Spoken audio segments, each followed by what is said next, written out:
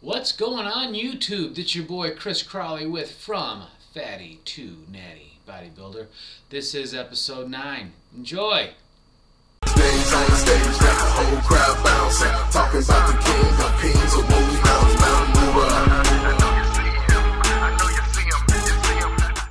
How's it going, YouTube world? Thank you so much for joining us. Again, my name is Chris Crawley. This is From Fatty to Natty Bodybuilder. We're on episode 9. Be sure to hit that like. Be sure to subscribe to this channel. Share this channel with your friends. I can't thank you guys enough for everything you've already done. I've noticing some pretty decent traffic for a very new channel on the videos that we've had so far, and I really hope you're enjoying it, and I hope you get to enjoy today's video as well. Finally, as requested by my friend Joaquin Zaragoza out of the Netherlands, I am going to actually do a workout video. So today, I'm going to go over what I did last week for chest and shoulders. This particular exercise probably isn't going to be changed up too much or anything like that. I keep kind of the same concept. 4 workout ideas in case you're going, gosh, what should I do today for chest? What should I do today for legs? What should I do today for arms? Whatever have you. I highly advise, and yes, I'm saying this because he is my coach, but I highly advise going to Rob Goodwin's page. I'll put the links in the description. Go to his page and go to his In the Trenches workout. It's like $7 a month. Now, folks, I get nothing. I get no reimbursement for any of this stuff. It's just I believe in the programming, and I think it works well. And I know when I'm looking for some workout ideas, boom, I'll throw that up there, right? So, again, check that out. I'll put a link in the description. Also, some really great news. I just recently became certified as a bodybuilding specialist with ISSA. So as I kind of get to learn a little bit more about how to go about this, I hope to be offering some online training soon. So stay tuned for that. So let's go ahead and get into what the workout was. And I'll describe the workout as we're going in, but I did 1 set of just rack push-ups. I don't have that videotaped, but I'm really just putting my hands up on the top of a dumbbell rack, and I'm just doing push-ups. And that was only to warm up the muscles. I mean, honestly, if you can't do that, then you probably shouldn't do the other exercises yet anyway, okay?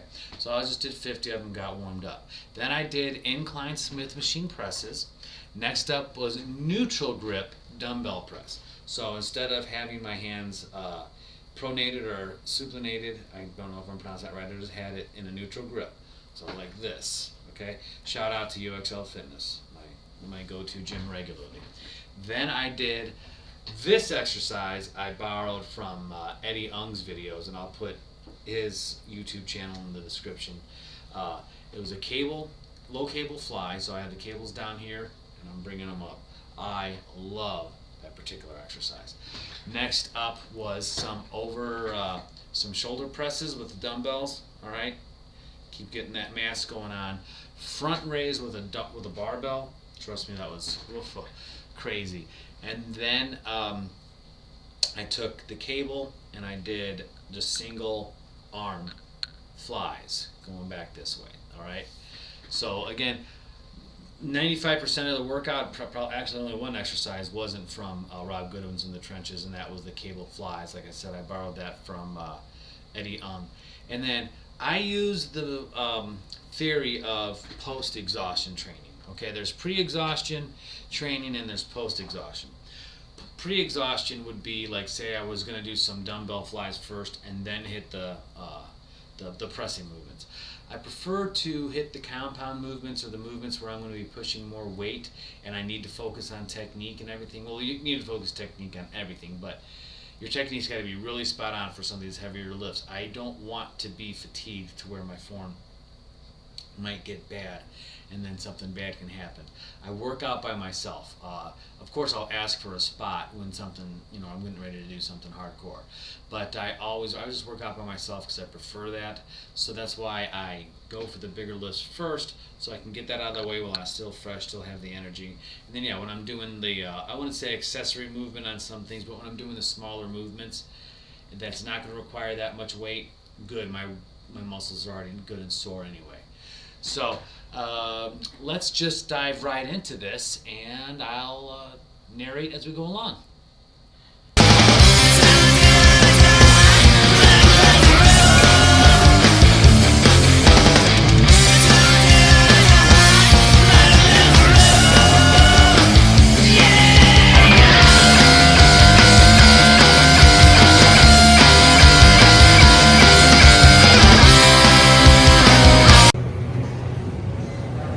Alright, so first things first, we're going to get ourselves a warm-up. I'm going to use the Stairmaster just for about 5 minutes, just to get the blood moving, get the muscles warm. Then I'll do some dynamic stretching, which is basically swinging my arms around and stuff like that. You want to get your muscles warm before you start, putting stress on them. And if it's February in Ohio, it's cold out, so it's very necessary to get warmed up first. Injuries, most injuries are avoidable, and injuries are just something that's going to set you back, and in some cases can even stop your bodybuilding journey completely. You want to avoid that, so we get our warm-up in first. So here we are with the incline presses on the Smith machine. I was using the Smith machine to be able to kind of push myself a little bit harder and not have to bother people with spots. I sometimes like to use dumbbells as well. You notice I have my thumbs on the sides of my hand as opposed to wrapping around the bar. I do that to negate the activation in the front delts. So use that for yourself, see how you like it. Okay, so here I'm doing the neutral grip dumbbell press. I like this exercise a lot because I get a nice deep stretch in the pecs, and then you see it almost looks like a fly and a press all at the same time.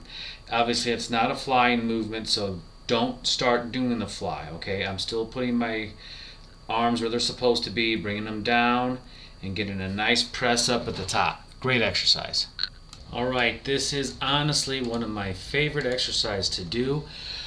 It just really gets a nice, good stretch in that chest. You're taking 2 cables, putting them in the low position, going from down, well, you can see, going down all the way up, getting a nice squeeze at the top, just really feeling it. Love this exercise. Alright. Now I use dumbbells on this exercise normally, the overhead press. You can use barbells as well, kind of whatever you're feeling. The reason why I do this, I feel like I get a better stretch. And honestly, if something goes south and I really got to drop the weight, as opposed to being in a standing barbell overhead press, I can just dump the dumbbells and let it go. As opposed to if I got that barbell, I might be screwed. So that's why I use the dumbbells normally. Don't let the fact that there's no weight on the bar fool you. This exercise will kick your butt.